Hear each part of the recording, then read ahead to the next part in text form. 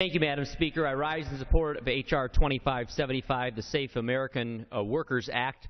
Simply put, this bill just reestablishes what most Americans think is full-time work, 40 hours.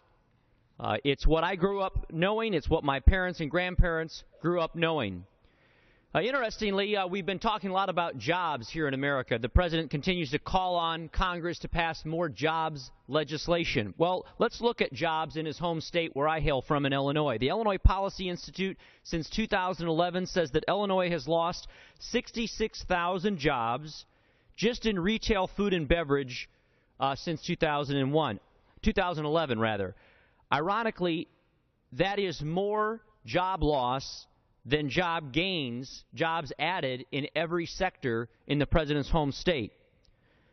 His unemployment in his home state in Illinois stands at 8.7%, a full 2 percentage points higher than the national average. And among young people and minorities, it's even worse.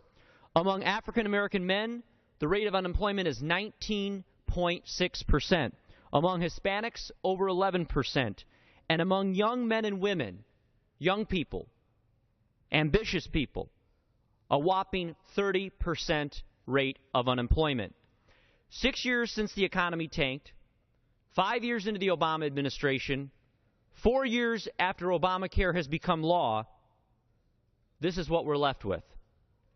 Now, I recently met with a manufacturer in Quincy, Illinois, who had me meeting with several hundred of his employees, Knapheide Manufacturing, people that they like, people who are doing a good job, people who are getting a fair wage, people who like their job, but people whose jobs are being cut back by 25% because of the Affordable Care Act.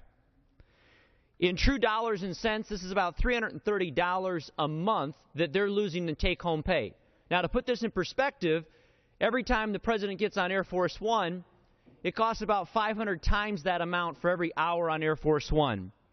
I would suggest the best job that Congress can pass is a jobs bill that ensures people who have a job and like it can keep it. And that's what this jobs bill does. I urge passage and I yield back.